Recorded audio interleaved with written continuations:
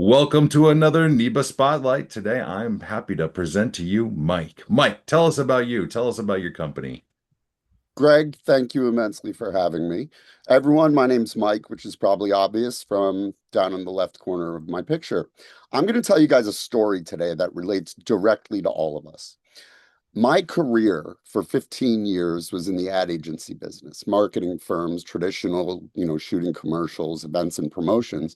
And for 15 years, my job was to think like an audience on behalf of my clients because like I always say, they know everything. There's a reason big companies need ad agencies and PR firms and web designers because they can't see what's actually going to attract the audience. So that's what I focused on for 15 years. The last 6 years was on site at Hasbro Toys.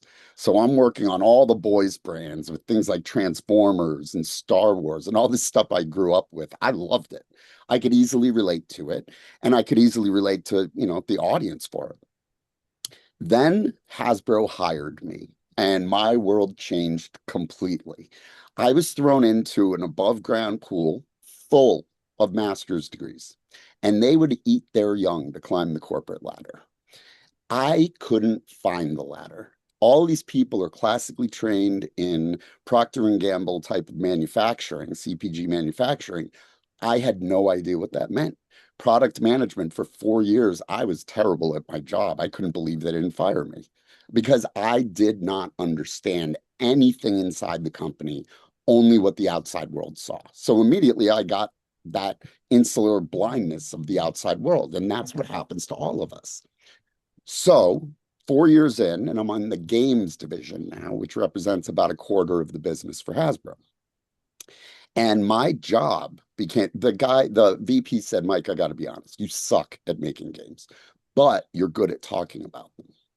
Okay, great. So my job became to go around the world every single year to all of our Toy Fair events, which is trade events where our buyers are taken through to see what we've got going on for the coming year to drive their business. And this happens in January. So every year, Hong Kong, India, Germany, New York, LA, 2 weeks at a time for each. The first one I go to, and the first thing I notice is that every brand, other than games, every brand has demonstrators. They have spokespeople. They're showing off features and functions of the new My Little Pony Playhouse. I can't help thinking like an audience. It's just ingrained in my head. I immediately think like a buyer. This shows in January. They know how much it costs, how much it works, or how it works, how many they could fit on the shelf at Walmart. They know all this, and they've known. I go, good morning, Katie. Is Harry going in this week or next? That's her husband. Hey, can you I turn go, off is your this week or mute last mute week? yourself, She please? goes, hi, John. Harry's surgery is. I don't Oh, know. Let me sorry. try to Never find mind. that, please. Never mind. That's the first time I've ever been interrupted in one of these, so I'll see if I can recover. Sorry, Mike. That's okay. Anyway, where I was going with it is they already know all this stuff, and they've known since August when we first shared it with them. So why the hell would I want to regurgitate everything they already know? So they have 6 minutes and I have 400 games. I'm not going to spend my time on that. They're there to see and, more importantly, feel, in my mind, what we're doing for them the upcoming year. So one year, the theme was joy of connection. Now, I need to get the buyer attached to the idea, substantiate the idea, and show them the benefits of the idea. That's it. That's the important part. Here's how we're going to drive your business over the year. So I'd start with putting the idea of joy of connection in their head in the first 30 seconds. But I would explain it to them as imagine sitting around a table, family, playing a game, big smiles, no cell phones. That's what the joy of connection means. They can't get that imagery out of their head because it's probably something they've done before. If I told all of you, don't think of elephants, you know what's happening to you right now. You're thinking of elephants.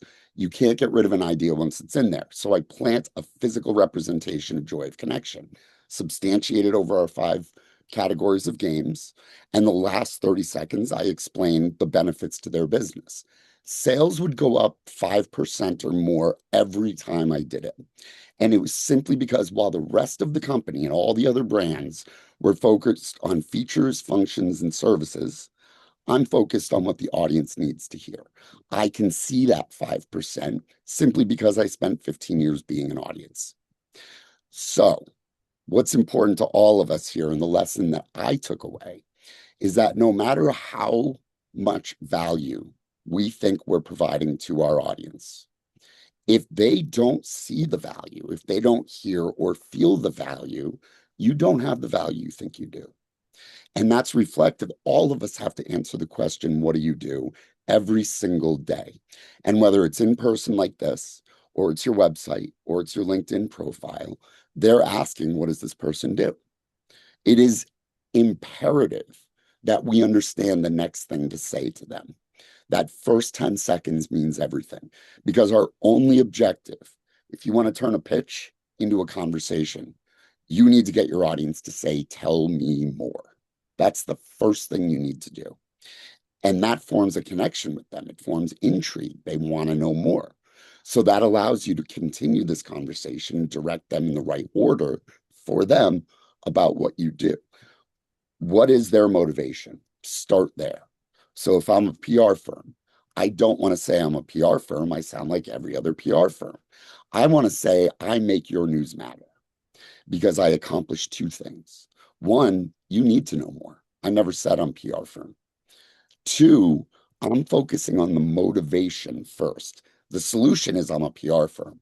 The motivation is any business that needs a PR firm, it's because their news has to matter. It can't fall on deaf ears.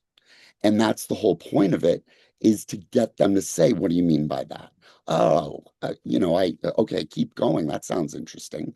That's the tell me more effect. If you can make that connection, your audience listens to the rest of the story as long as it's in the right order of pages. And what most of us tend to do, and I'm using the royal us, not just the people in this room, we tend to say, okay, I have a pitch. And then the pitch is my name, my business, here's my services, here's how to get in touch. Or my pitch starts with, I am a PR firm. Or I go on for my 2 minutes in a breakout room with a minute and 30 seconds dedicated to just going deep about my services that are important to me, but not important to my audience yet because I didn't connect them to the idea. So that being said, I want you guys to see this in action. And I know I called this out earlier as a shout out, but I want to show you what it looks like to shift someone's thinking from their business to their audience. And it's not an easy thing to do on your own. All of us know we can help our clients without issue.